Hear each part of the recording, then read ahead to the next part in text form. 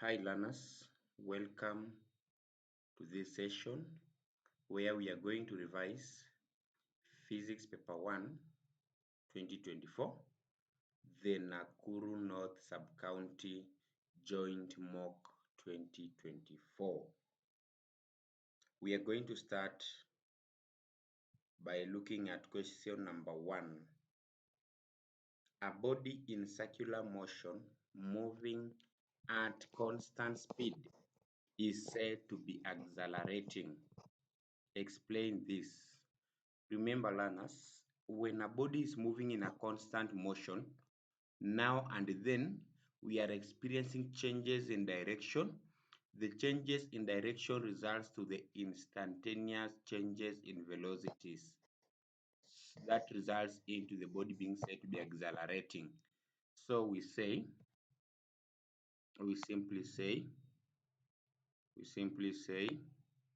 the change in direction,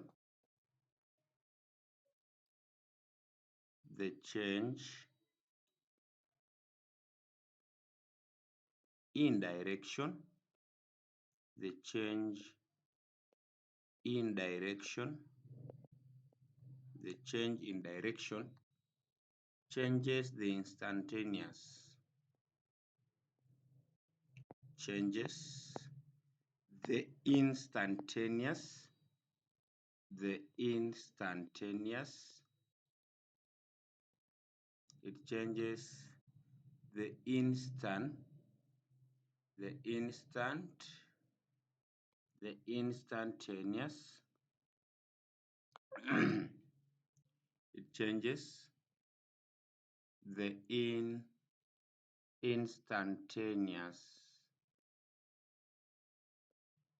instantaneous velocities.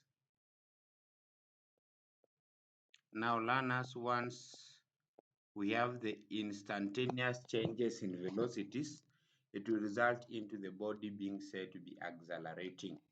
It will result into a body being said to be in accelerating. Question part B. A stone of mass 450 grams is rotated in a vertical circle at 3 revolutions per second. If the string has a length of 1.5 meters, determine its linear velocity. Determine its linear velocity. Maybe before we work out, learners, remember, I want to list these components because they are saying that when we look at this question well, it is the 3 revolutions per second. The number of revolutions per second made is what we call frequency. So the frequency there is 3 revolutions per second. 3 revolutions per second. So like that's like saying 3 Hz. How did I know that that's frequency? From the definition, the number of revolutions made per second gives us the frequency. Then the length of the string is 1.5. Remember that if it's being wired like this, if it's being wired like that, learners, horizontally from the center here, if this is the string being tied here, if this is the string, so the length of the string gives you the radius of this circle. The length of the string will be giving you the radius of the circle. So in that case, the radius of our circle is going to be 1.5 meters. That is the radius of our circle. Then now, after we've gotten that, we can now go directly and do our calculation. They want the linear velocity. This is radius. Linear velocity V is given by omega r. Linear velocity V is given by omega r. And how do you get omega? Remember, omega can be given by 2 pi f or 2 pi over t. So replacing it here, we can say V can be given by omega, which is obtained by saying 2. You multiply that by the pi, maybe 22 over 7 times the frequency, which is 3. That's your omega. Then now times the radius. The radius is 1.5. You multiply that by 1.5. This gives you, when you work it out in your calculator, 28.2857. 28.2857. It's linear velocity, so it's meters per seconds. Meters per seconds.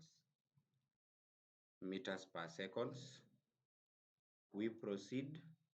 Let's look at question number 2. Question number 2, dear learners. Question number 2 of this exam. A steel ball of mass 0.05 kilograms was placed on top of a spring on a level ground. The spring was then compressed through a distance of 0.2 meters. If you look at the diagram, we have the first spring before the load was put on it, and the second spring, when a load was placed on it, you see it got compressed by 0.2 meters. So they say if the spring constant is 15 newtons per meter, calculate the maximum height reached when the spring is released. Calculate the maximum height reached when the spring is released. Learners, remember that energy is never destroyed. Energy is never destroyed, but can be converted from one form to another. Can be converted from one form to another. And by the fact that energy can never be destroyed, learners, hope you remember that elastic potential energy is equal to the mechanical potential energy. That should be our starting point in interpreting this question. Elastic potential energy, learners. Elastic potential energy should be equal to mechanical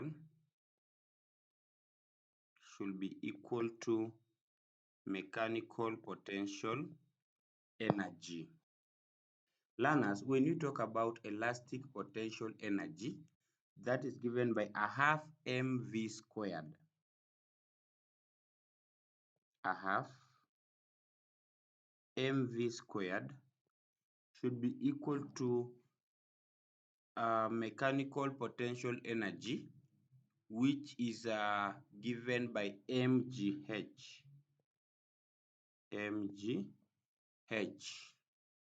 mgh. So this is like saying a half times the mass. M refers to the mass. So the mass is the mass in this case. Sorry. Just let's see through elastic potential energy. Sorry, I have mv squared. So that's just the same as saying just a half times the spring constant, which is 15. You multiply it by a distance of 0.2. So that's times 0.2 squared should be giving me 0.05. I multiply it by 10 times the h, which I don't know. When you make h the subject of the formula, you're going to get, using your calculator, H is 0.6. H is 0.6. H is 0.6. Let's look at question number 3. The figure below shows part of the main scale of a vernier calipers. Insert the vernier scale to the main scale to show a reading of 3.62. Learners, when you are given a reading of 3.62, you should be knowing this. 3.6, these are reading on the main scale reading. This is a main scale reading. Then the 0.02, this gives what's called the vernier scale reading. You should be knowing that, so that when you sum the two, they give you 0.62. It means from this, it means that our vernier scale reading is going to start after the 3.6 mark in the main scale reading. 3.6 mark, so 3.5, 3.6. After 3.6, 3.5, so here, sorry. After 3.6, let me draw straight lines. After 3.6, here, I'm going to have now my 0. Then I know it's going to coincide after the second mark, so 1. Maybe now the second mark in my case has to coincide with this one like that. Then 1, 2, maybe 3, 4, 5. This is 5, 6, 7, 8, 9, maybe 10. By doing it like that, I'll have inserted my vernier scale. I will have inserted my vernier scale. That's what you are supposed to do in that question number 3. Let's look at question number 4. A liquid flows into a pipe of varying cross-sectional area. The inlet cross-sectional area is 10 centimeters in diameter. If the liquid leaves the pipe at 0.5 cubic meters per second, find the inlet velocity. Learners, for us to get the inlet velocity, hope we remember that from fluid flow, A1 V1 equals to A2 V2. Very important. Very, very important. Let's see.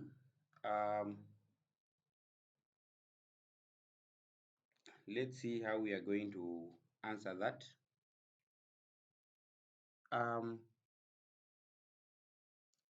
The inlet cross section is 10 centimeters.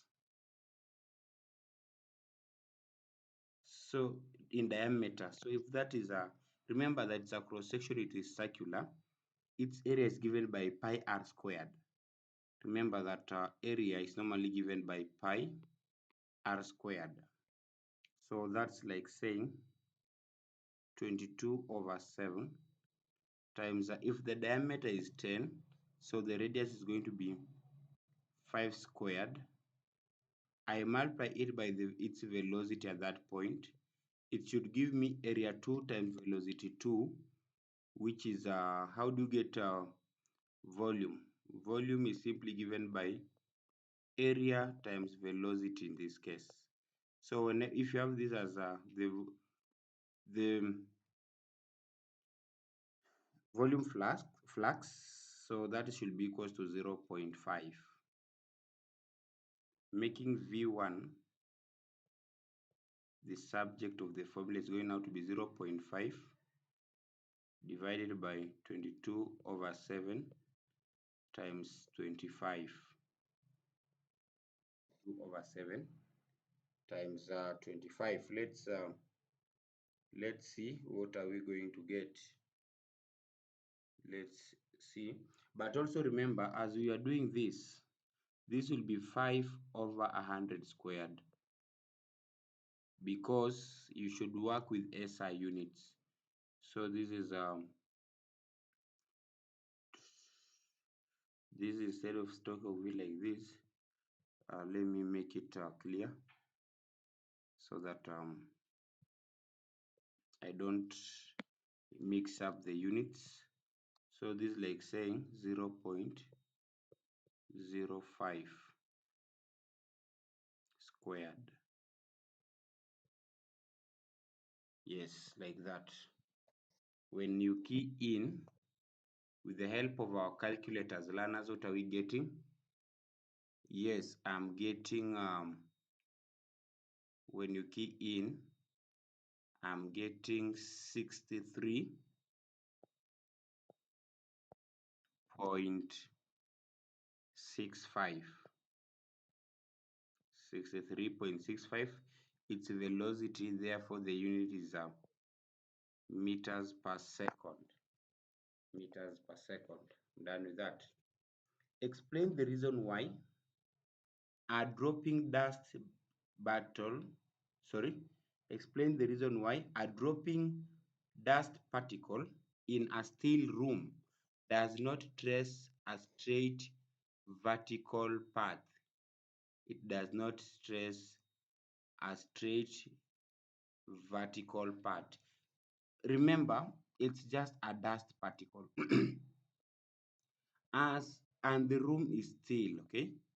Because the room is still, learners, as it is falling or as it is dropping, it's going to get bombarded or knocked by the invisible air molecules, or rather what you call particles. So because of that collision between the dust particle and the invisible air molecules, then the dust particle will not trace a vertical straight path. So that is the reason. So we can say, explain why. We can say because, we can say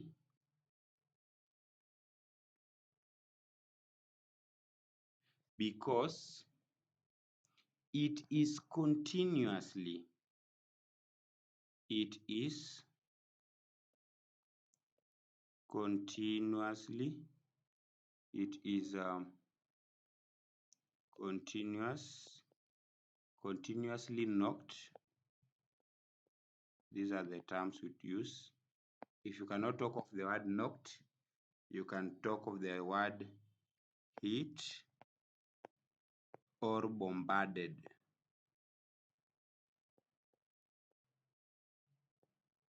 Or bombarded by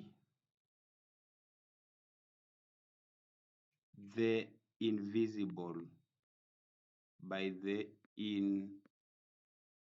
invisible air molecules.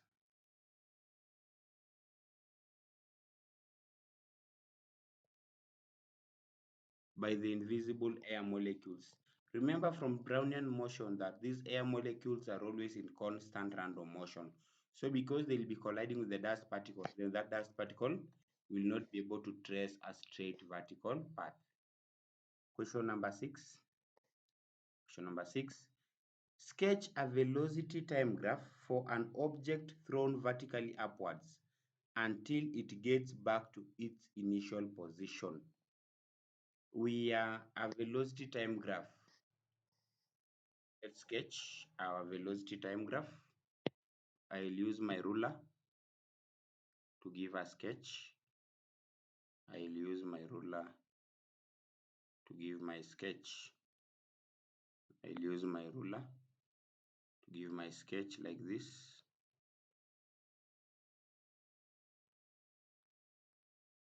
Let me use the ruler. Very important to have the ruler with you. Very, very important. Like that. So, because they are talking of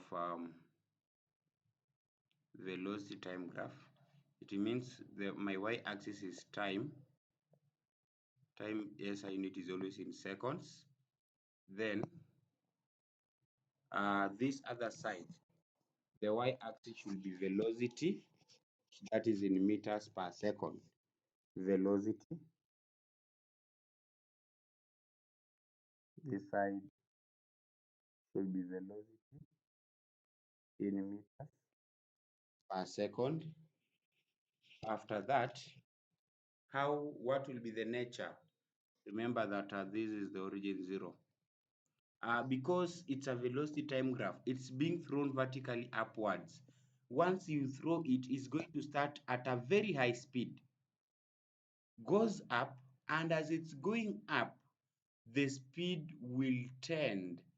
As it is going up, as time continues, the speed will be dropping uniformly because it has been projected upwards.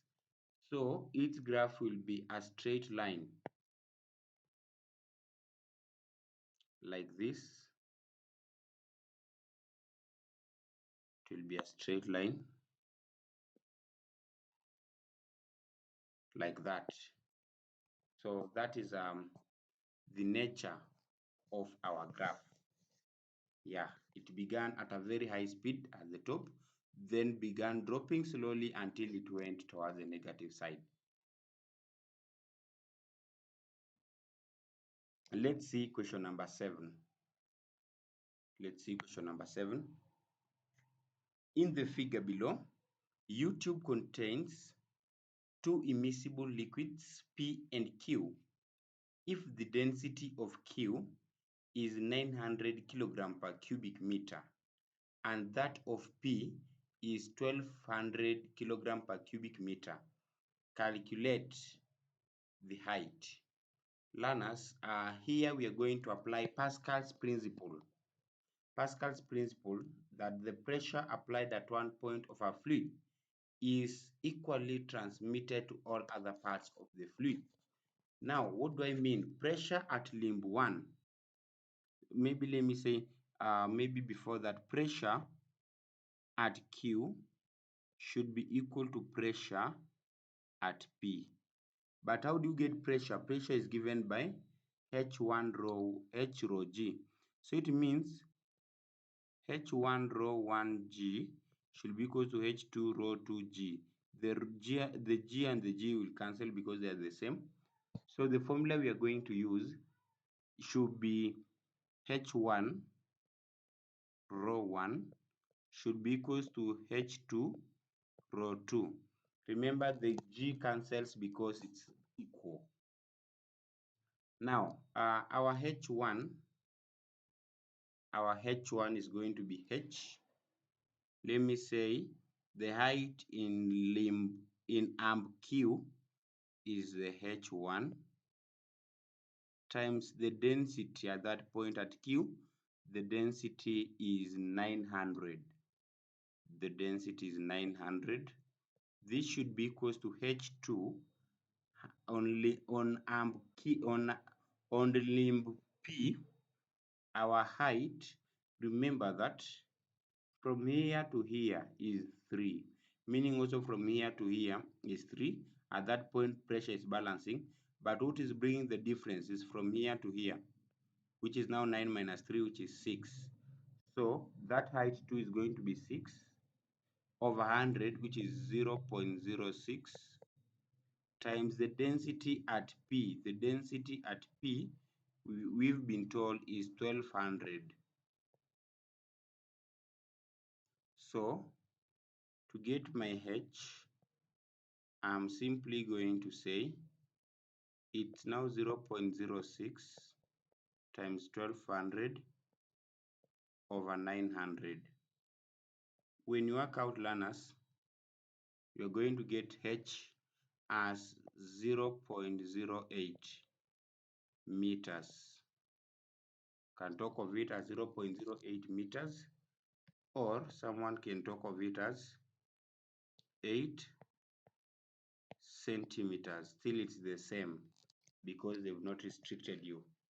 8 centimeters or 8.08 or 8.08. Let's look at question number 8. The diagram shows a solid cylinder standing. It shows a solid cylinder standing on a horizontal surface. The cylinder is in stable equilibrium. On the horizontal space provided, sketch the cylinder in neutral equilibrium. A question in form 2. Types of equilibrium. We have stable, unstable, and neutral. Remember, for neutral equilibrium, even if we apply some slight force in an object, that object may change its position. It might get displaced, but the position of its COG will remain the same. So for this cylinder to be in neutral equilibrium, we have to make it lie horizontally on that table. So we are just going to draw it horizontally. It will look something like this. It will look something like this, learners. Sorry, I'm not very smart in drawing, but it will look something like that. It's now lying on the surface. It's now lying on the surface. So by having it like that, it's that. Remember, we have 3 states. We've got the neutral, stable, and finally we have the unstable. Neutral is a type of equilibrium, learners, where when you apply a slight force, the object gets displaced, but its position of COG remains the same. In stable equilibrium, when you apply a slight force, the position of the COG gets raised, but still the object returns back to its original position after a slight displacement, after slight application of force. Unstable is whereby when you apply some little force, the object gets displaced and also its position of COG changes. So what is the main difference between neutral and unstable? Because they both get displaced, the only difference between the two is that in neutral equilibrium, there is no change in the position of COG, but in unstable, there is change. Let's look at question number 9. In terms of intermolecular forces, explain the difference between liquids and gases. In terms of intermolecular forces, explain the difference between liquids and gases and gaseous state. How will we put that? This is a form 1 work. We simply say that in liquids the forces are smaller. We can say in liquids the forces are smaller. In liquids the forces are smaller and molecules are able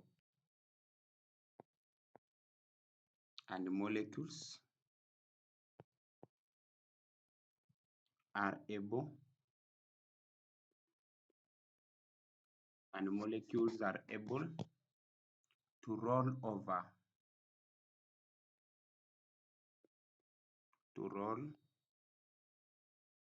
over one another.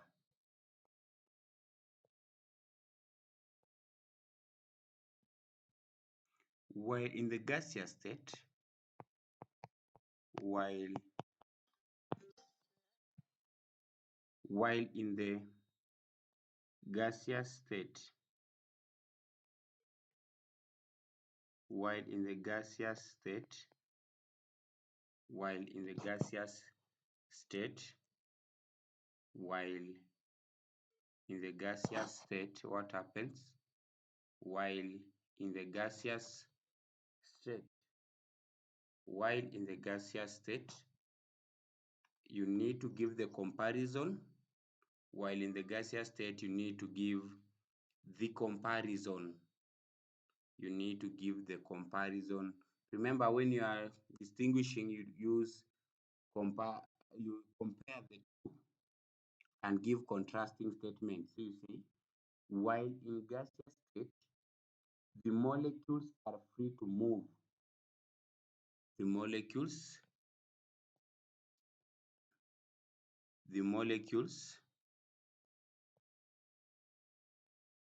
are free to move. Free to move. The molecules are free to move because gases have the weakest forces of attraction. Because gases have the weakest force of attraction. Have the weakest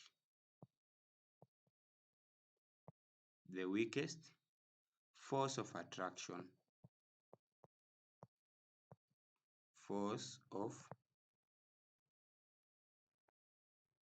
The weakest force of attraction. Question number 10.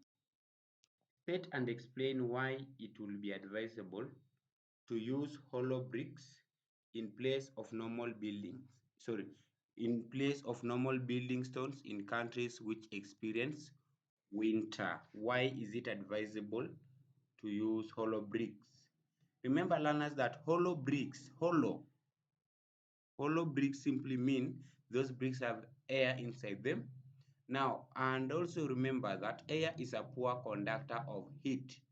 Therefore, it will reduce the heat loss. So that is the reason as to why it's advisable. So you just say hollow bricks, hollow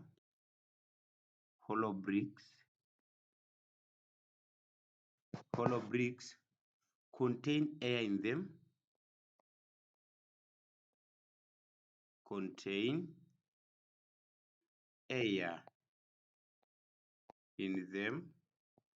hollow bricks contain air in them, which is a poor conductor of heat.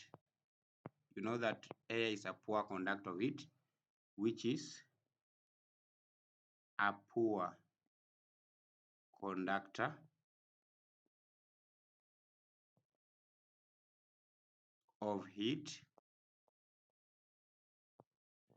poor conductor of heat, hence reduces heat loss.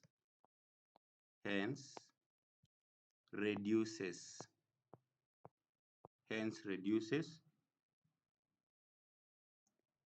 heat loss.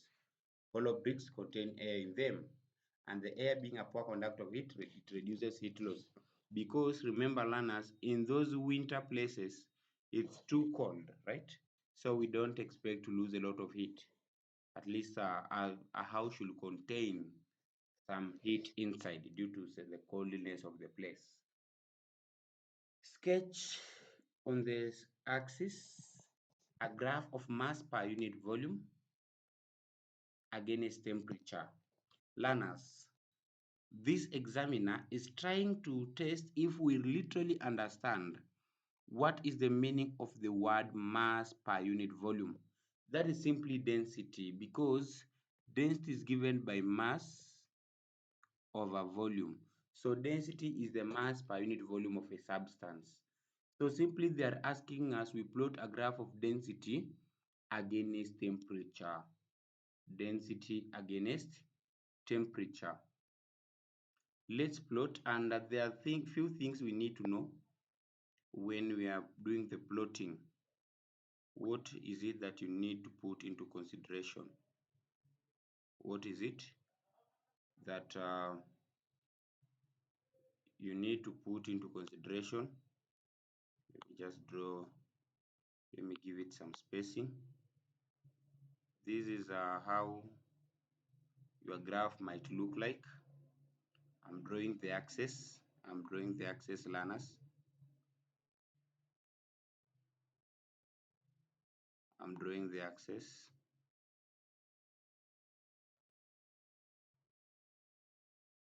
I'm drawing my axis like that.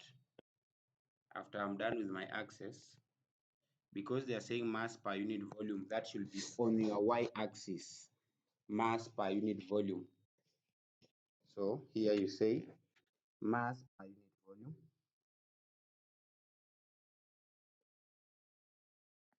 mass per unit volume, and what is the unit? Kilogram per cubic meter.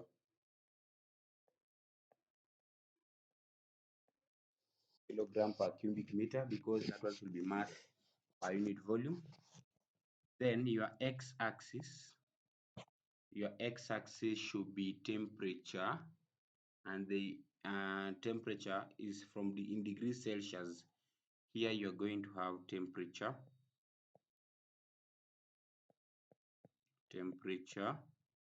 The unit involved is degrees Celsius. So this is a question that comes from the subtopic anomalous expansion of water, where water contracts as the temperature rises from 0 degrees to 4 degrees. Then after the 4 degrees, it now starts to expand like any other liquid. Learners, remember that density and volume are inversely proportional. By the fact I've said, from 0 degrees, the water tends to contract. As it contracts, its volume reduces. As the volume reduces, its temperature rises. Its temperature, not temperature, but its density rises. So the density rises, maybe from somewhere here, goes up, reaches a certain point at 4 degrees, then the density falls.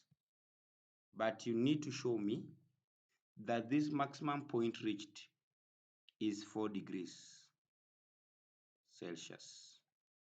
This point reached here is 4 degrees Celsius. So that's a graph of density against temperature. Density against temperature. Density is maximum at 4 degrees Celsius. Density is maximum at 4 degrees Celsius. Like that. That's how you get your max. Make sure you label your axis and you indicate that the topmost part there is equal to 4 degrees Celsius on the x-axis. Question number 12. A student dropped a drop of oil. A student dropped a drop of oil and water respectively on a clean glass surface. On a clean glass surface, you can see what oil is forming and what water is forming. Explain the difference in the shapes. We are supposed to explain. With physics learners, we don't go into much history. This is a concept on force, and it is talking about cohesive. A very smart learner, one, whenever he or she sees the question, will just know the question is talking about cohesive and adhesive forces. Once you've known it's talking about cohesive and adhesive forces, and you need now to understand what is a cohesive force, a force of attraction between molecules of the same kind. What is adhesive force? Adhesive force is a force of attraction between molecules of different kinds. When you look at oil, oil doesn't want to interact with the glass surface. It wants just to stick on its own, meaning it has a strong cohesive forces than adhesive forces. While water tends to spread along the glass surface, meaning yet the water and the glass surface are of different kinds, meaning that water has higher adhesive forces than cohesive forces. So how will we put that point as a physics student? You simply say, you simply say because we've seen oil molecules are stronger cohesive force, you say, or explain the difference in the shapes. Oil molecules, you can say oil molecules have stronger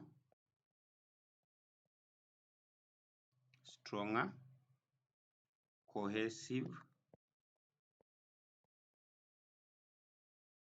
forces than adhesive.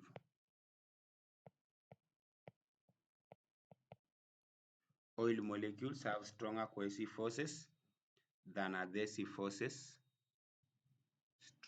forming spherical shape.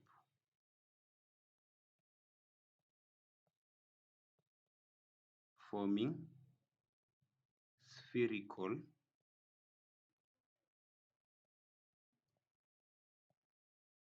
spherical shape. But what about the water? Full stop here. Then you'll say here water has higher or stronger. Let me just continue using the word stronger. Adhesive forces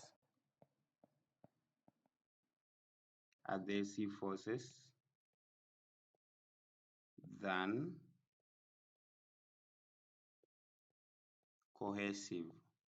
Water has stronger adhesive forces than cohesive. Water has strong adhesive forces than cohesive forces,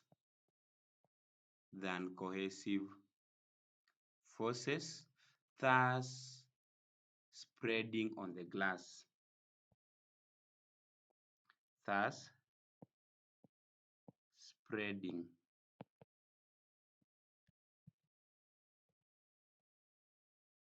on the glass surface.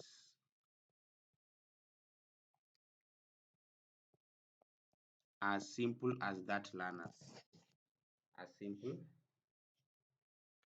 as that. Let's look at question number 17. What does mechanics as a branch of physics entail? This is Form 1, the introductory part, branches of physics. Physics is simply just the study of the motion of bodies under the influence of force. You just simply tell us what is mechanics. So you say, mechanics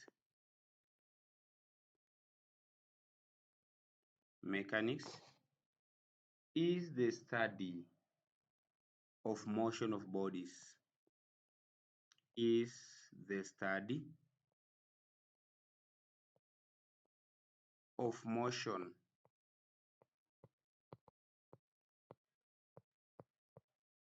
of bodies.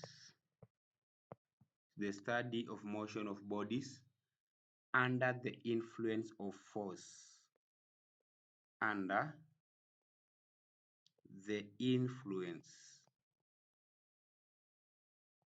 The study of bodies under the influence of force.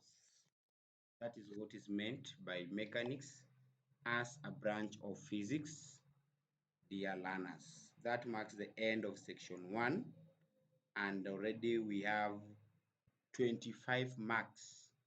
Let's go for these remaining 55. Question number 14A. State Newton's second law of motion in terms of momentum. Newton's second law of motion. What does it state? Remember that laws in physics are stated exactly the way they are in the KLB. You say the rate of change in momentum, the rate of change the rate of change in momentum, the rate of change in momentum is directly proportional to the rate of change in momentum is directly proportional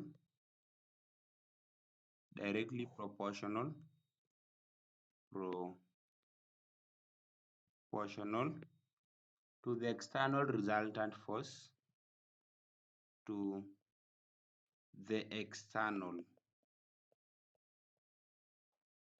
resultant force,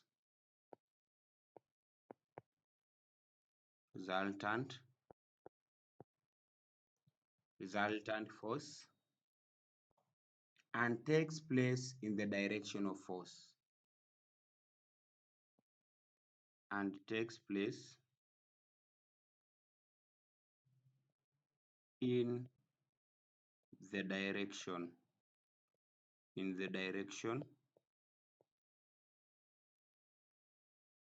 of force. That's how you state it. A very smart learner, whenever you hear about Newton's second law of motion, F is equals to ma comes into your mind. That's how learners read. The rate of change in momentum is directly proportional to the external resultant force and takes place in the direction of force. Part B. A trolley of mass 5 kg traveling to the right at 2 meters per second collides head-on with another trolley of mass 3 kg traveling at 4 meters per second to the left. Find their velocity after collision if the collision is perfectly inelastic. They have even helped us here.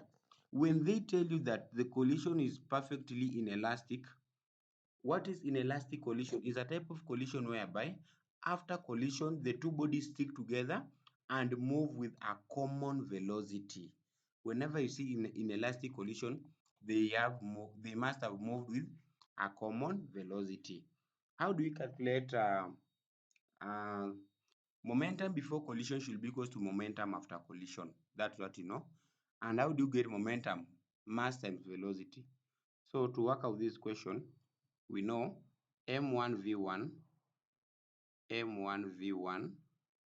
momentum 1 plus m2v2 momentum of the other trolley before collision should be equal to m1 plus m2 times v, because they moved with a common velocity.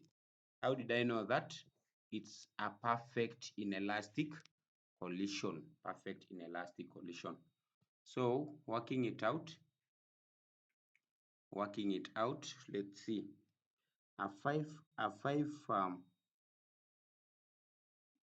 Just a moment. A trolley of mass 5 kg. So 5 times its speed is what? 2. 5 times 2, the way it is. Then plus m2. If I've treated this one to be my direction to the right as positive, then the direction to the right as positive, then the direction to the left will be negative.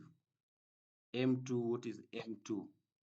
My M2 is 3 kg, so I can say negative 3 times V2, which is 4, should be equal to M1, which is 5, plus 3 times common velocity 2. So this is like saying 10 minus 12 should give you 8V. 10 minus 12 should give you 8V. So it means negative 2 equals to 8v. What is the question asking? Find the final velocity. So v is equals to negative 2 over 8. Negative 2 over 8, which is giving us negative 0.25 meters per second. So the rule is when you treat movement in one direction as positive, then movement in the other direction should be negative. Learners, never forget that, because it's also one of the common mistakes that some students tend to make. So that is at the final velocity in which they moved after collision. Now, what does it tell you once I've gotten it like this? I've seen questions, they'll tell you in which direction is they move. Remember, in this case, I treated movement to the left as negative. If I treat movement to the left as negative, and I still get my answer here as negative, then it simply means my assumption was not. I treated movement to the left as negative. I'm getting the answer here as negative. It means my assumption was not correct. The correct move should now be they moved at 0.25 meters per second to the left. So you can say, let me get using a different pen. They moved at 0.25 meters per second to the left. To the left, they moved at that speed towards now the left. You should now also be knowing that. Question number C. A bullet of mass 2 grams is fired with a velocity of 300 meters per second into a wooden block of mass 5 kg suspended from a long string. The bullet sticks into the wood and they move together. Find the velocity of the bullet and the block immediately after the collision took place. Immediately. So also that one we get, it's an inelastic collision. Also here, the collision is inelastic. How do you know the collision is inelastic? They stuck and moved together, meaning they had a common velocity after the collision. That's how we work it out. So the formula still applies. The formula still applies that m1v1 plus m2v2 should be equal to m1 plus m2 times v. That's the formula for inelastic collision, learners. My m1 is going to be 2. My m1 is going to be 2. But now remember that this is 2 grams. In physics, any calculation should be done in SI unit. So mass should be in kilogram. I'm going to divide that by 1,000. That will become 0.02. 0.002 times its velocity, which is 300, plus m2. Where is my m2? My m2 is 5 times it is suspended. You know that that block of wooden was just suspended. It was not moving, meaning that its initial velocity was 0 because it was just suspended, stationary at rest. So the velocity must be 0. Should be equal to m1,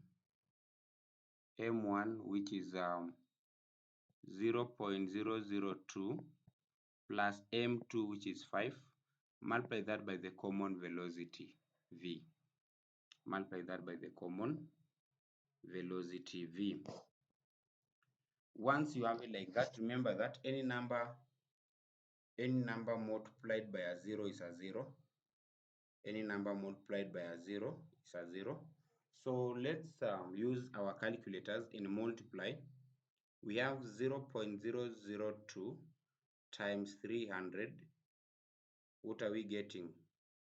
We are getting 0.6. So this is like saying 0.6 should give you 5.0 0.02V.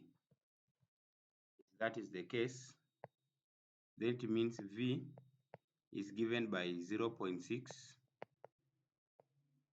divided by 5.002. So divide it by that 0.002. I'm getting in my case 0.11995.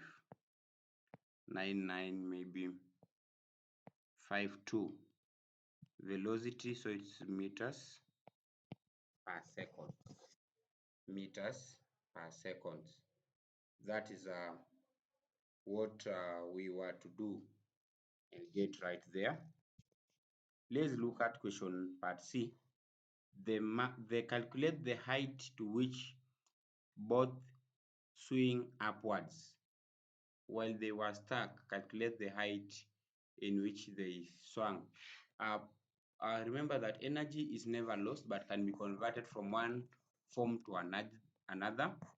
So they stuck. So kinetic energy here, kinetic energy should be equal to potential energy. That simply is a half mv squared. Mv squared should be equal to mgh. That's the formula we are going to use to answer that question. That is the formula we are going to use to answer that question. This is going to be a half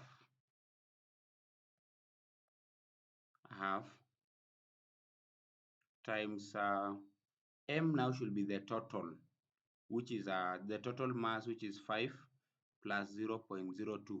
So that's 5.002 times the final velocity after they were stuck. That is 0.119952 should be equal to m, which is 5.002 times g, which is 10. We don't have the height. So h can be given as a half times 5.002 times 0.119952. What I get, divide this by 5.002 times 10 times 10. Let me use a calculator.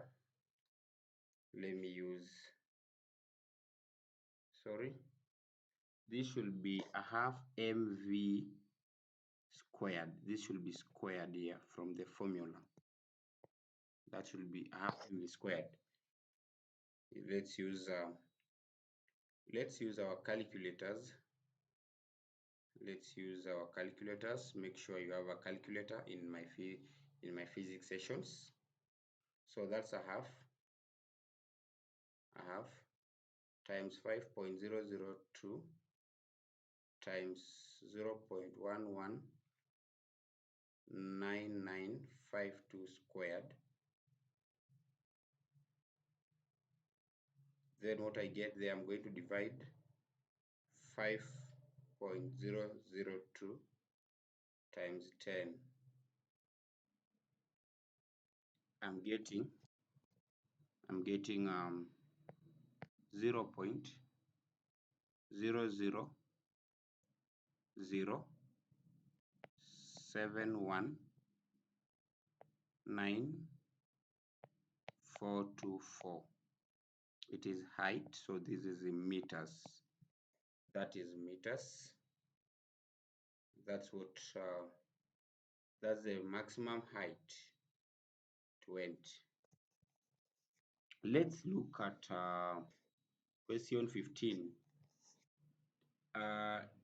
Define the term specific latent heat of fusion.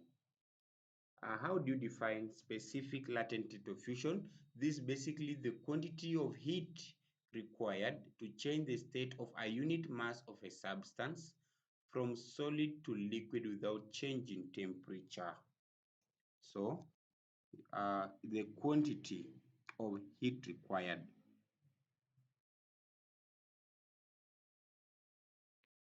Quantity, sorry, what am I writing? Quantity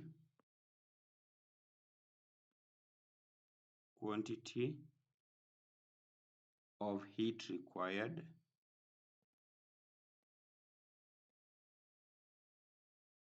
quantity of heat required to change the state of to change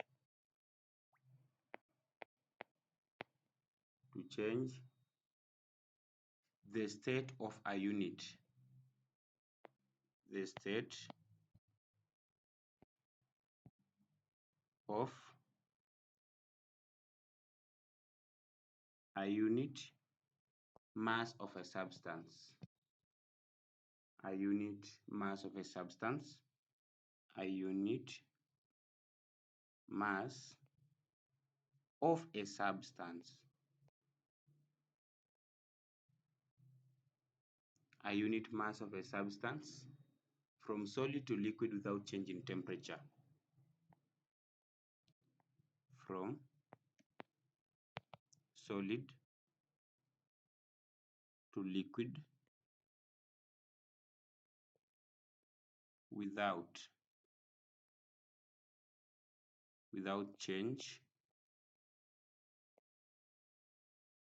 in temperature.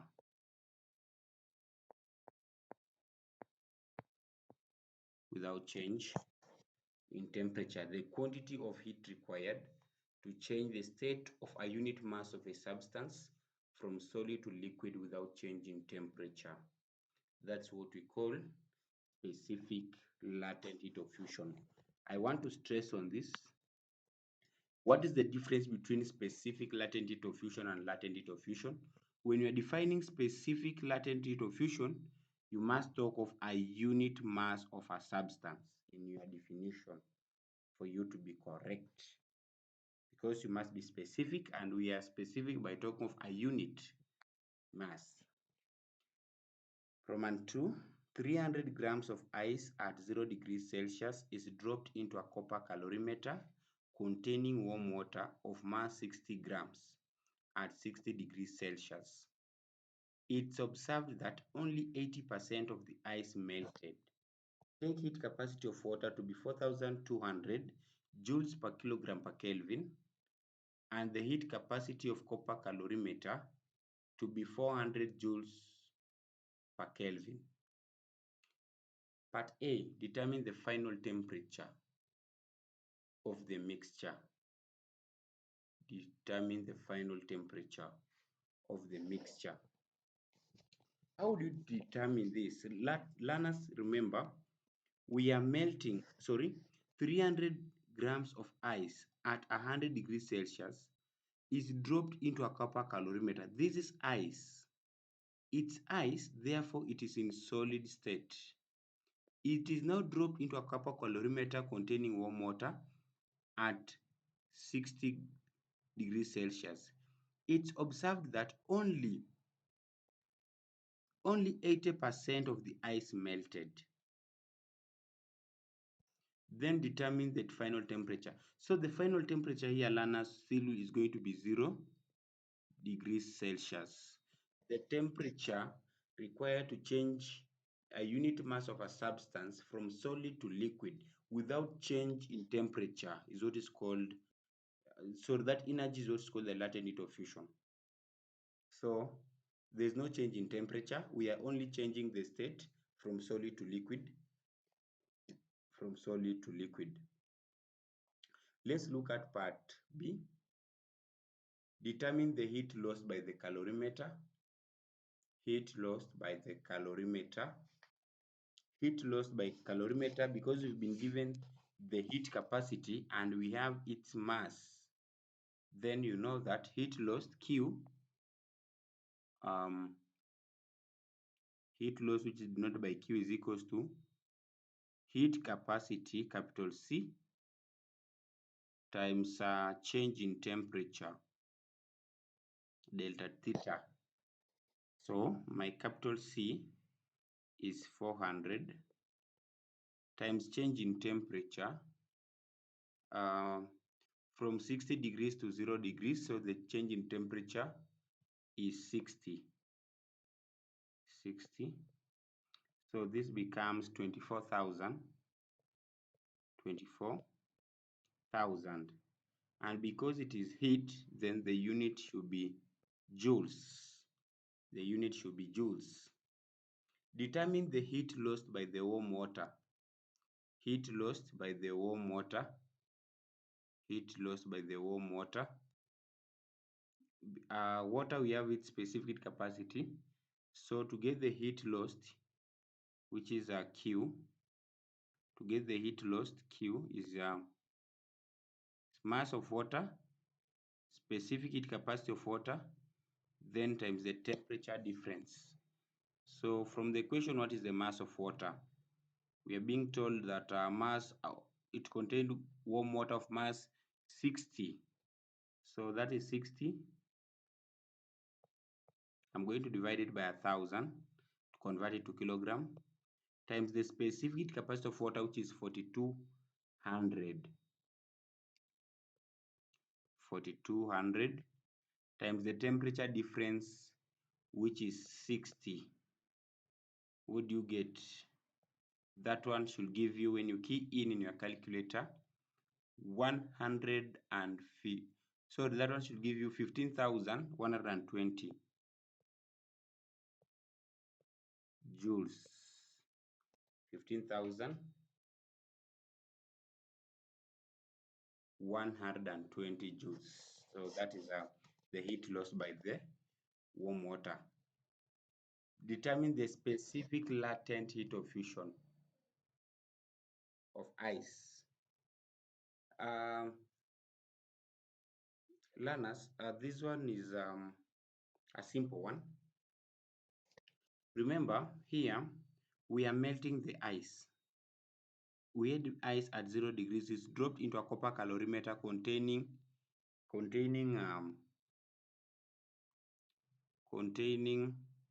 water at this temperature.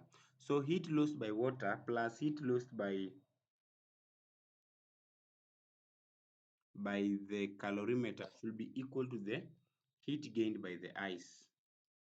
Heat gained by the ice. How are we going to work it out? Heat gained by the ice, the latent heat gained by air, that is the MLF.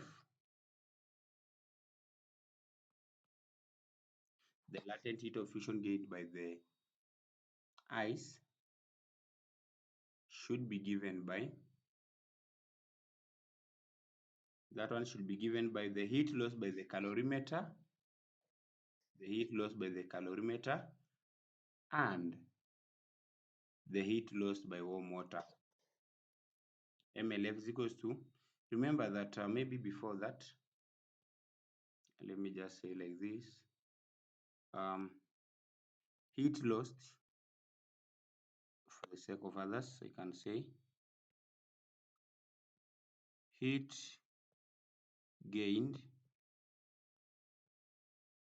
by ice should be equals to the heat lost.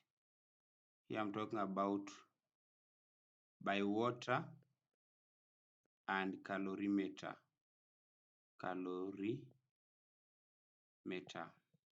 So heat gained by ice is given by MLF is equals to the heat lost by water, heat lost by warm water, which is 15,120, plus the heat lost by the calorimeter, which is 24,000.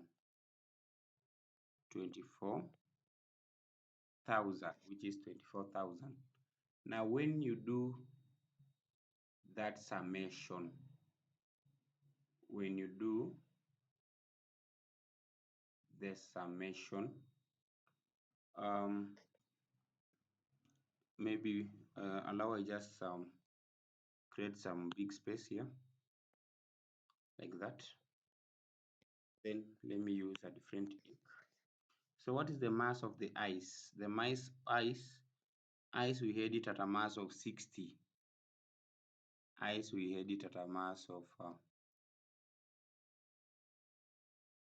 just a moment. Let me see. Because we've done that, they want the specific latent heat of fusion. Remember, learners, that's what our focus is, getting the specific latent heat of fusion. From the question,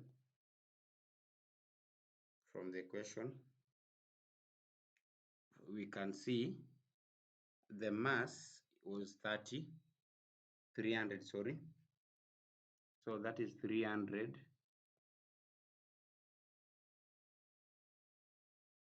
But only 80% of the ice, I want to take this to the bank, only 80% of the ice melted. So 80% of 300 grams. So that is 80 over 100 times 300 over 1000.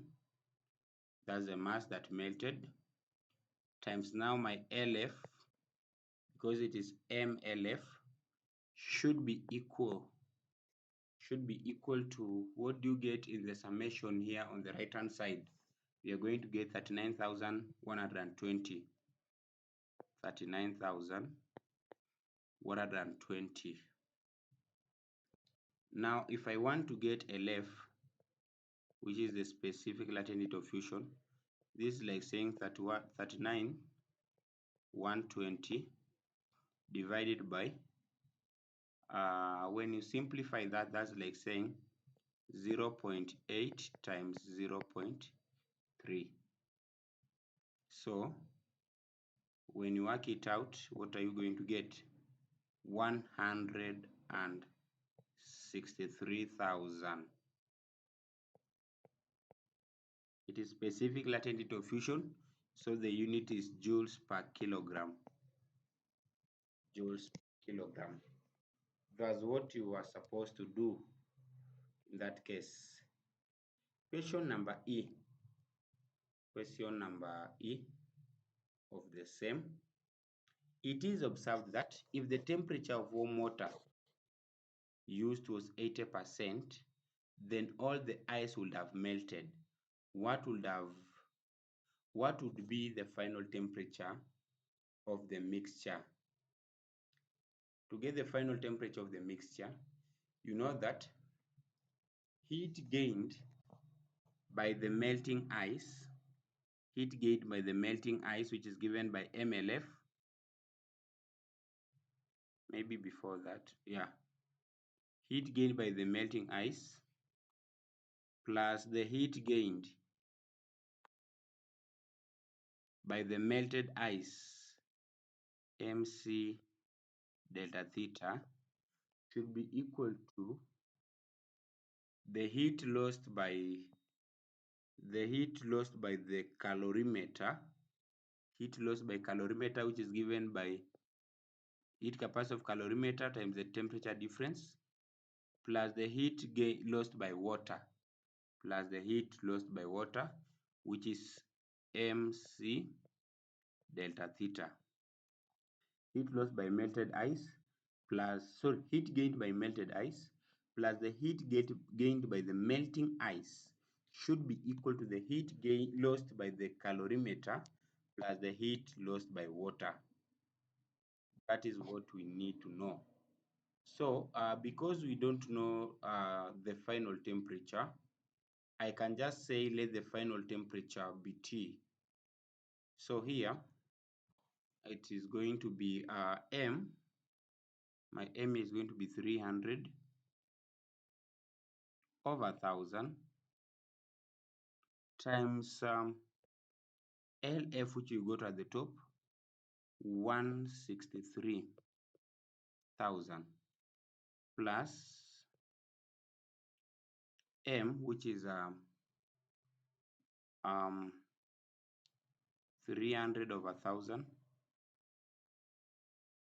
times the specific, this is now the melted ice, so it's just now like water, so the specific capacity is going to be that of water, 4200, times the change in temperature, maybe T, we don't know, should be equal to heat capacity of calorimeter, heat capacity, the heat capacity of the calorimeter is 400 times the change in temperature. If the temperature is from 80, so 80 minus T, get the change in temperature, plus heat lost by water. The mass of water was 60 over 1000 to make it to kilogram, times the specific heat capacity, 4200, times the change in temperature, which is 80, you less T, which you don't know. Like that. On working it out, we are going to get 48,800 plus 1260T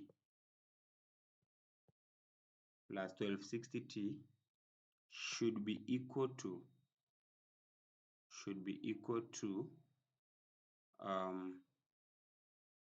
that is 32,000 minus 400T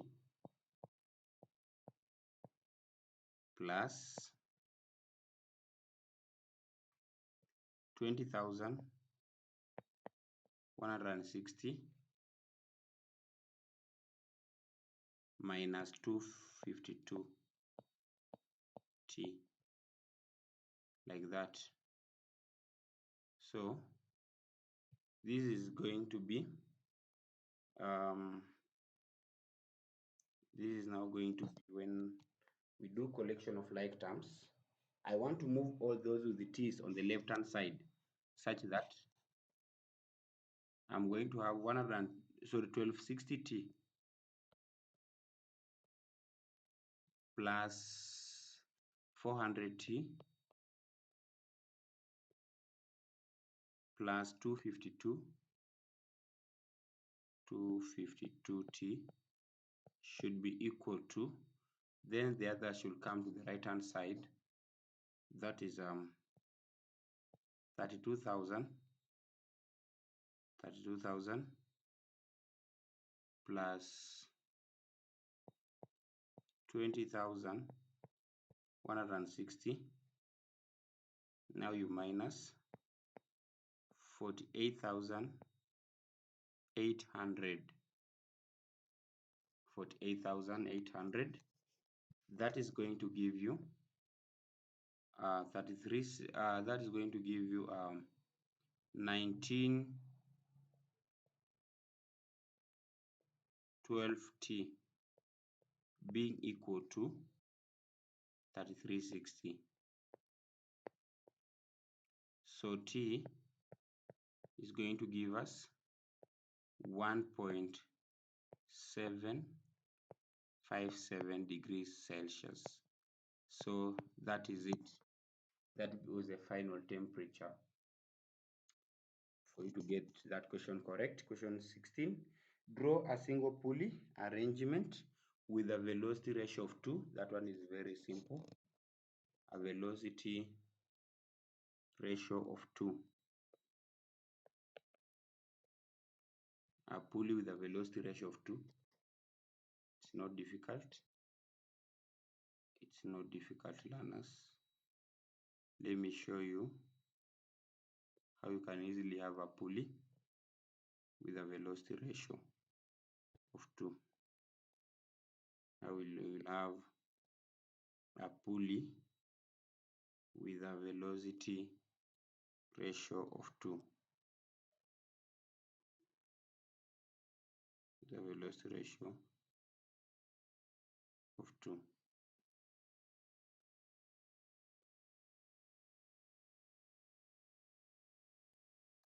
with a velocity ratio of 2.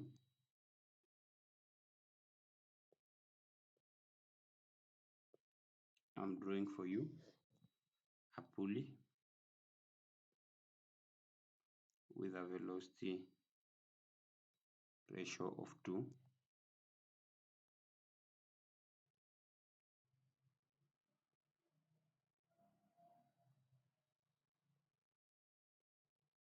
Remember, how do you get velocity ratio? The number of ropes supporting the pulley, the number of ropes supporting the pulley. Maybe I have my load. This is my load. Yes, so by doing it like that, we'll have drawn the velocity to get velocity ratio. Maybe just let me put it here. Velocity ratio. This is you can say number of ropes supporting the load. In brackets, in simple terms, moving against the force of gravity. The force of gravity. The number of ropes supporting the load gives you what you call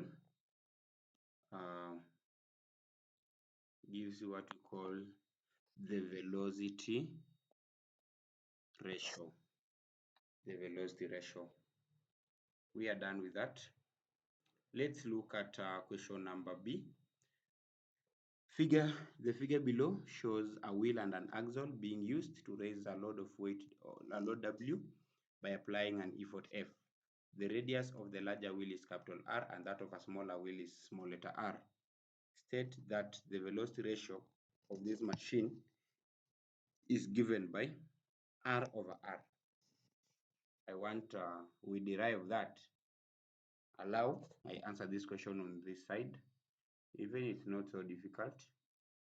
How do you get velocity ratio? Velocity ratio is normally given by effort distance. Distance moved by effort distance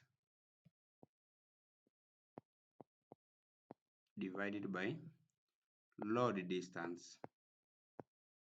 Effort distance over the load distance gives you the velocity ratio.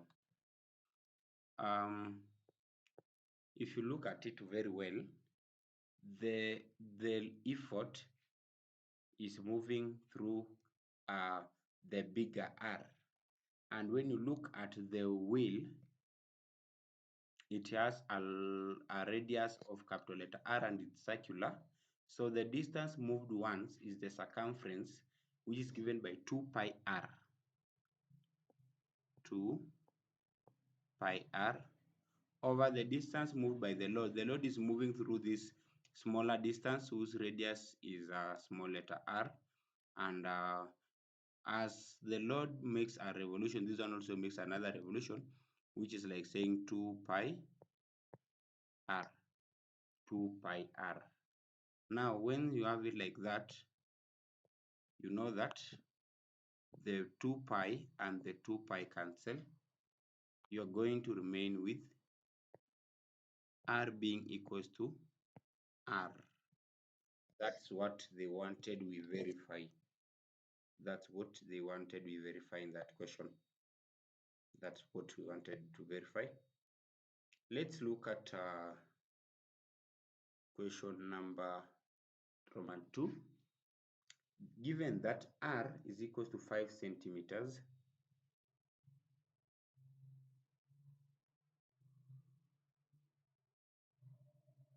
given that r is equals to 5 centimeters and capital R8, determine the effort required to raise this load if the efficiency is 80%. If the efficiency is 80%.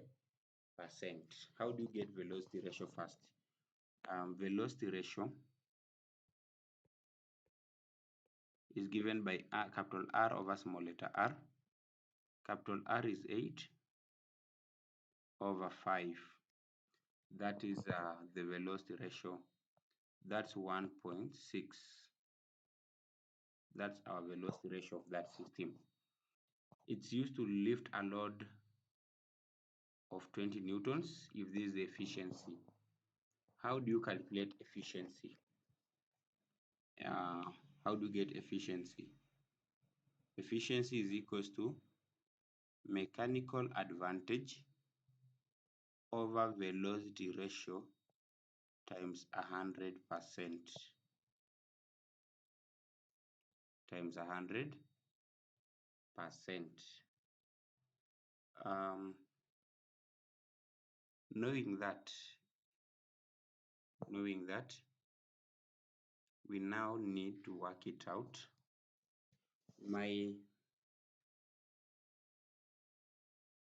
My efficiency, sorry, let me make mechanical advantage the subject of the formula. Mechanical advantage can be obtained by taking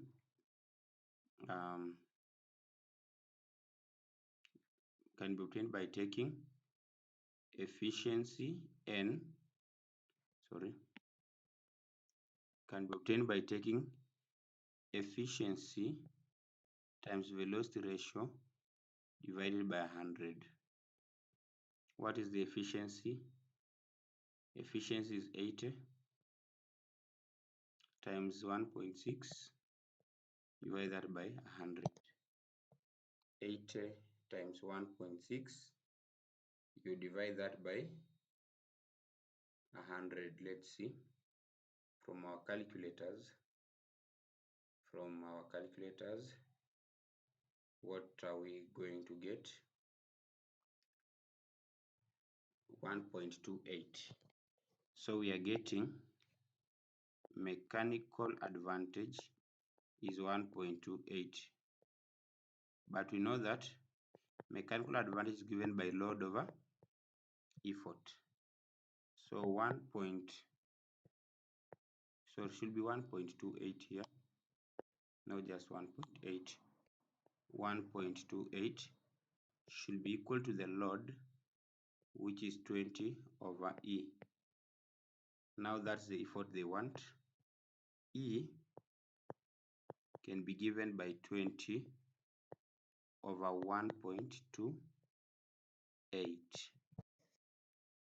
So 20 divided by 1.28, I'm going to get 15.625 newtons because it is effort.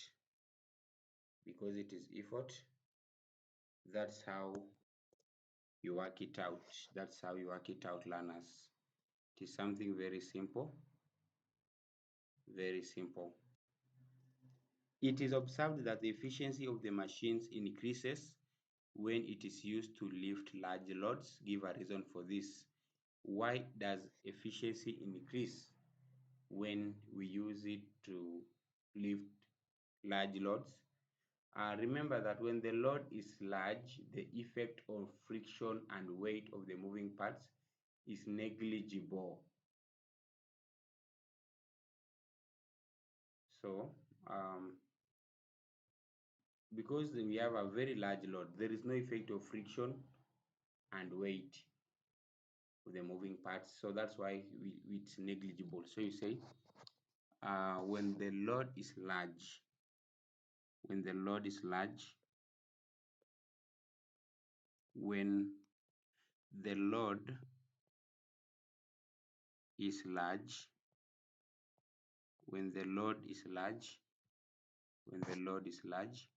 the effect of friction, the effect of friction and weight of moving parts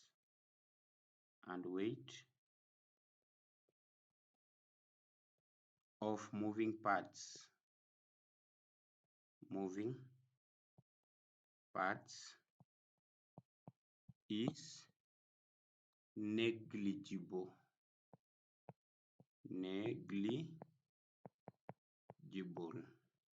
Remember that things that hope you know the impact of friction and the weight of the moving parts. Hope you know that. So that is it. Question 17, state Archimedes principle. State Archimedes principle.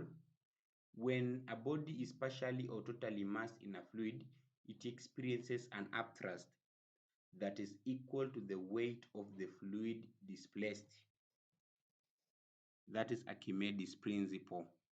So we say when a body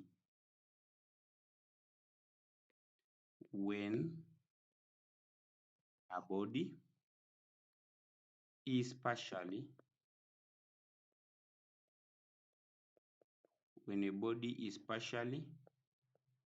or totally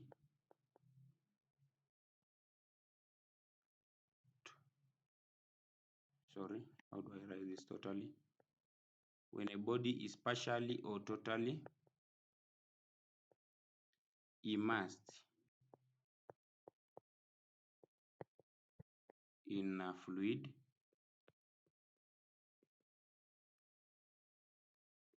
it experiences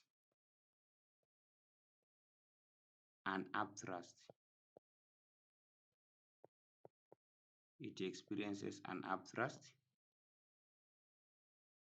It experiences an upthrust equal to the weight.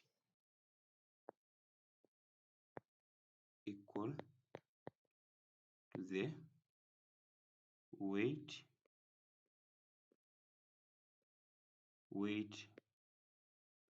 of fluid displaced. Equal to the weight of the fluid displaced. That is Archimedes principle. A rubber envelope of a hydrogen-filled balloon having a volume of 2 cubic meter is held in the position by a vertical string as shown below.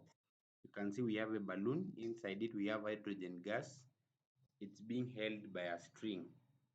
The mass of the balloon is 1.3 kg. Given that the density of hydrogen is 0.1 kg per cubic meter, the density of air is 1.3 kg per cubic meter.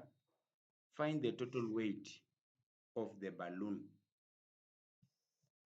It experiences an upthrust that is equal to the weight of the fluid displaced. So to get the weight, first of all, let's get the weight of hydrogen. Weight of hydrogen, that can make our work easier. Weight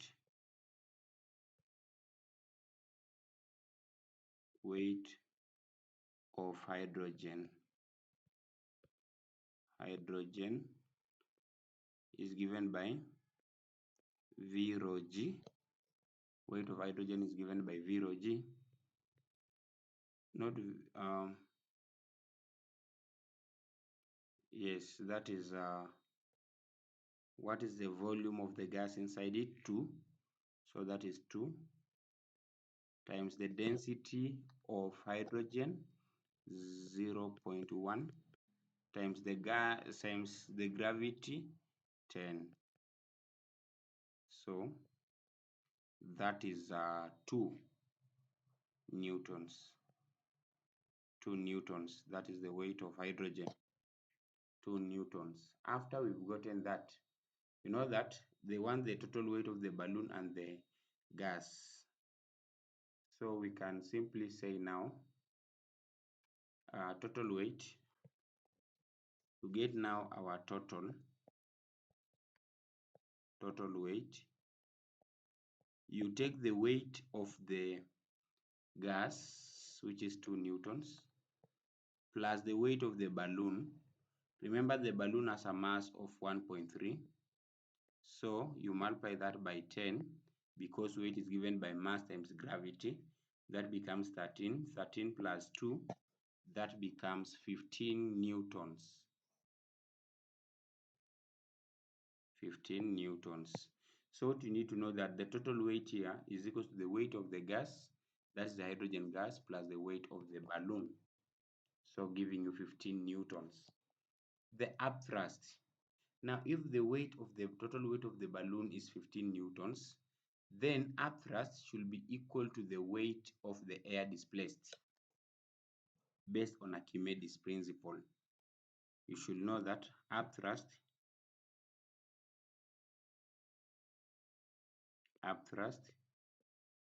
equal to weight of displaced air.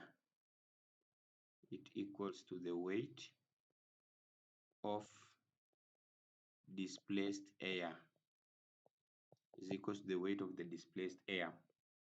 How do you get the weight of the displaced air? V rho G. Upthrust is equals to the V rho G. But now the upthrust is equals to the weight of the displaced air. So we are going now to take the volume of the balloon, that is 2. Because we are talking about displaced air, times the density of the air, 1.3, then times 10, the gravity.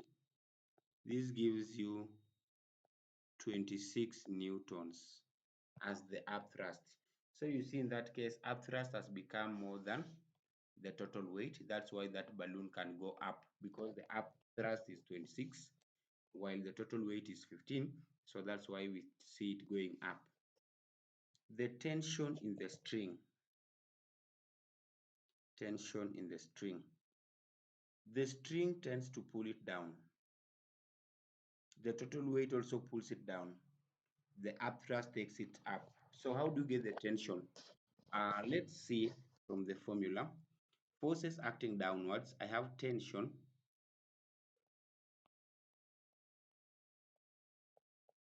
plus total weight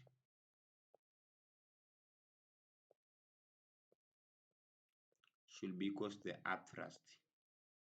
For something to be in equilibrium, sum of downward forces should be equal to sum of upward forces. If I make tension the subject of the formula,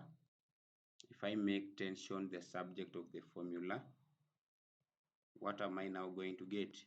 Tension is now going to be the upthrust minus the weight from what I've written on top here. You can easily see. If I remain with this one, total weight moves the other side, it will now become minus. So this is now going to be 26 minus 15. That is 11 newtons. 11 newtons. 11 newtons. Remember, tension is pulling the balloon downwards. The total weight also pulls it downwards. It's only upthrust that is acting on the opposite side. So the sum of downward forces must be equal to the sum of upward forces. Making tension the subject of the formula, you are now going to get tension being equal to upthrust minus the total weight. Yes, that's how you answer that question, dear learners. A solid weighs 50 newtons in air and 44 newtons when completely immersed in water. Calculate the relative density. Calculate the relative density of the substance. Calculate the relative density of the substance. How do you get the relative density of the substance? The relative density of the substance is equal to, learners, how do you get? I want you, can you try to figure out how we get the relative density of a substance? You know, that concept tends to mix up some learners, the difference between the relative density of the substance and at times the density of the substance. How do you distinguish the two? If you've been told the relative density of a substance, dear learners, you must be very smart. You must be very, very smart when answering that question. Keep inviting your friends. Make sure you share this link to them, because here we discuss the challenges that a learner is most likely to face, and the possible solutions So make sure you don't gain alone. You invite your friends so that they can also learn one or two from here back into what we are having. Learners, I want you to be so keen. So when we want to get the relative density of a substance, remember, when we look at what we are having, they say that a solid weighs 50 newtons in air and 44 newtons when immersed in water. Calculate the relative density of that solid. Calculate the relative density of the solid. First, you need to know what relative density is, dear learners. That relative density is simply the ratio of the density of a substance to that of the water.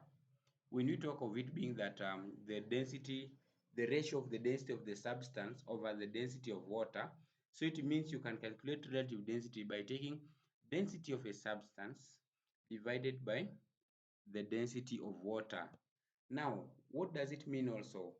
Dear learners, if that is what you know, to obtain the actual density of a substance, then you multiply the relative density with the density of water. Then you do it like that. What you should also be knowing is that to get relative density, it's very simple. You simply take the weight in air over the upthrust. Weight in air, learners, over the upthrust. That's very simple. That relative density can be given by weight in air,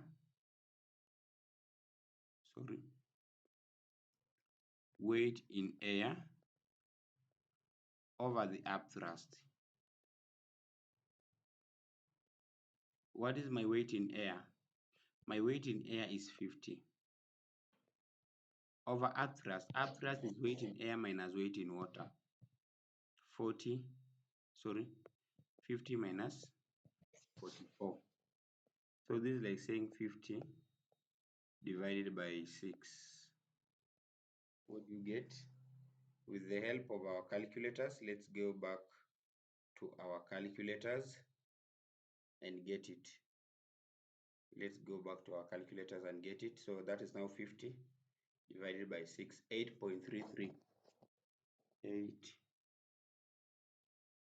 8.333. Now, because relative density is a ratio, therefore, learners, that one doesn't have units. But next, determine the density of the solid. Density of the solid. To get the density, remember that relative density is equals to density of substance, because the ratio of the density of the substance, as I said earlier, over density of water.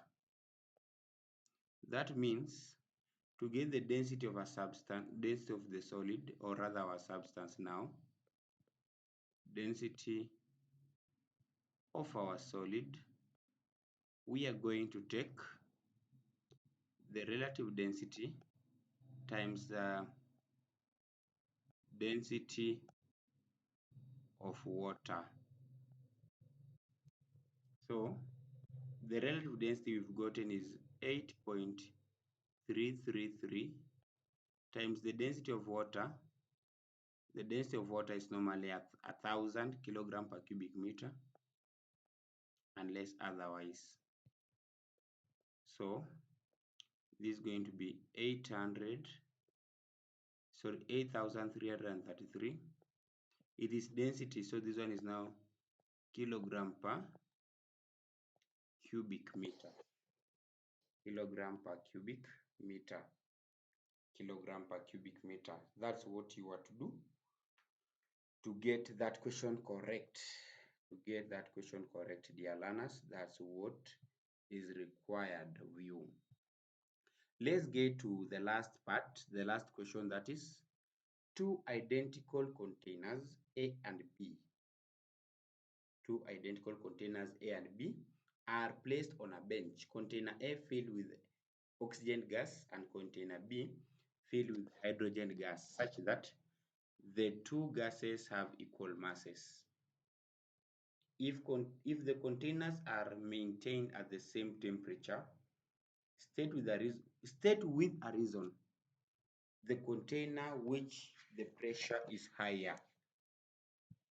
Learners, first what you know is that hydrogen gas is less dense than oxygen, and it's lighter than oxygen.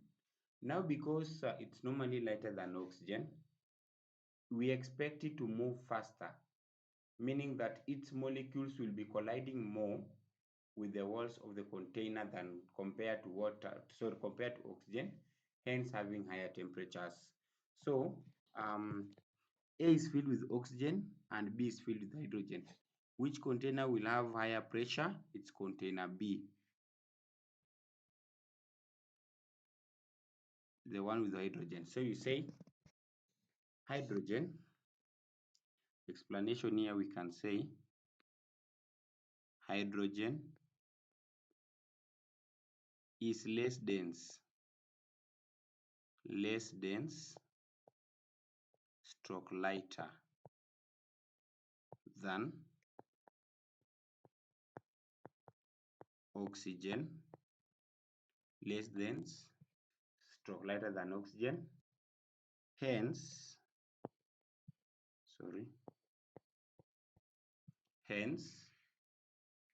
moves faster. Hence we expect it to moves faster,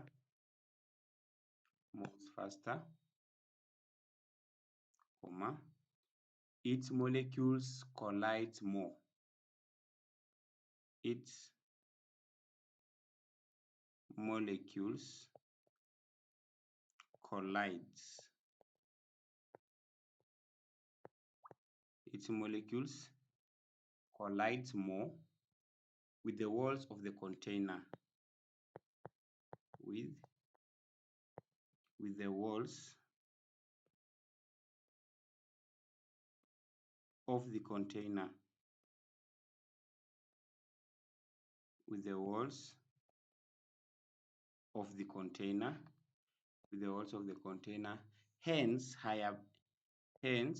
generating higher pressure. Generating higher pressure. Hence generating higher pressure. Like that. Let's look at part B. The figure below shows a setup of an experiment used to investigate Charles' law.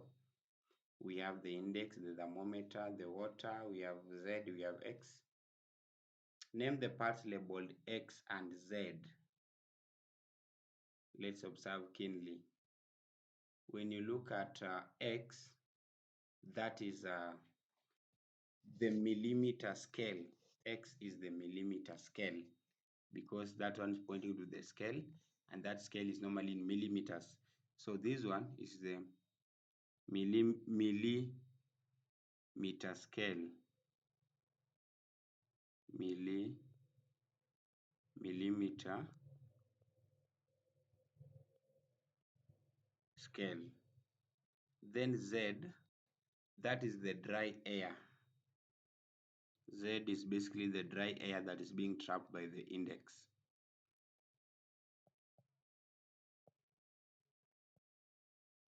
Dry air. State the measurements to be taken in this experiment. We can record the length of the air column, length of air column. We can also take the volume of the gas. The length of the air column is going to be helped by the index. We can take the volume of the gas, volume of the gas, the volume of the gas. E, this one we are going to be helped by the millimeter scale to read. So this one we are going to use a millimeter scale to get it. We can also take the temperature, because I'm seeing we have the thermometer here. So we can also record the temperature of the gas. Temperature of the gas. So learners, such a question you just answer based on what is there in the diagram. Temperature, that's the work of the thermometer. Volume, we have the scale there to take the volumes.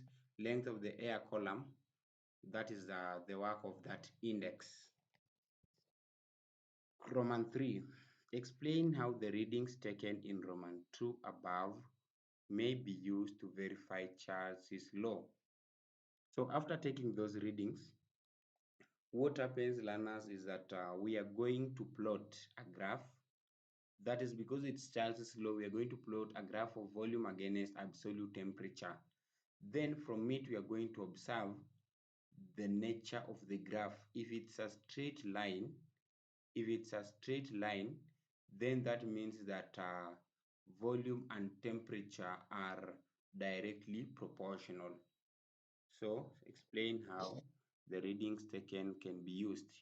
So we can say, to verify Charles's law, plot a graph of volume,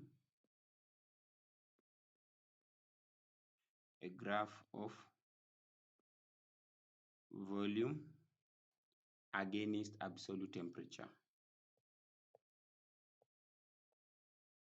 Against absolute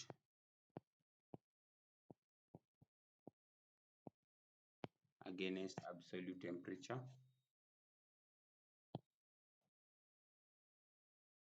The graph, if the graph is a straight line, if the graph is a straight line, if the graph is a straight line,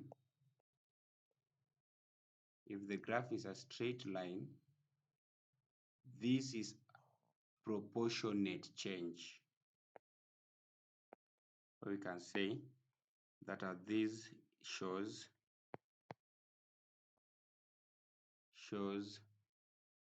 volume, this shows volume and temperature are directly proportional.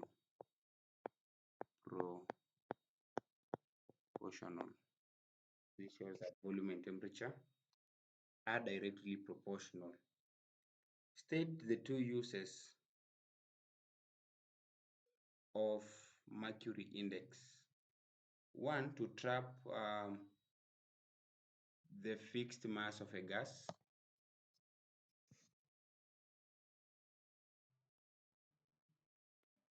To trap the fixed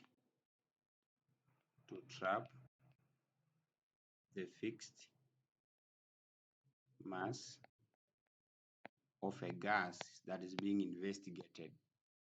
Number two, we can use it to act as the level or the pointer. To act as the level or what we call pointer to act as the level or pointer of volume of the gas of volume of the gas to act as the pointer or level of volume of the gas to show the volume of the gas literally. I think the last part, if I'm not wrong, a constant mass of hydrogen gas occupies a volume of 4 cubic centimeters at a pressure of 2.4 times 10 power 5 pascals and a temperature of 288 kelvins. Find its volume at a pressure of 1.6 times 10 power 5 pascals when the temperature is 293 kelvins. You know that the combined equation is P1 V1 over T1 should be equals to P2 V2 over T2. And here, because they are talking about volume and temperature,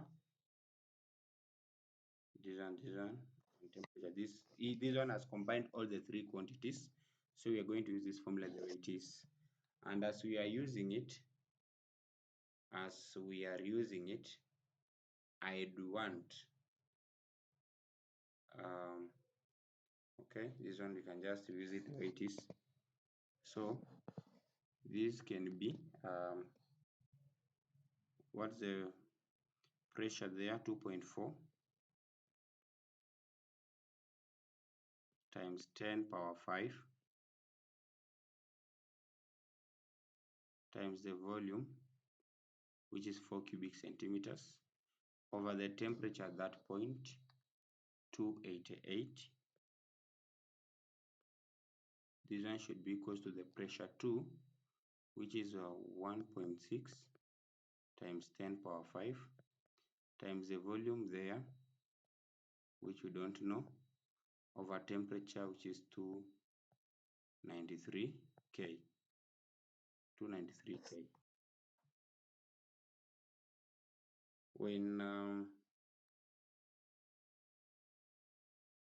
When we have it like that, this is simply like saying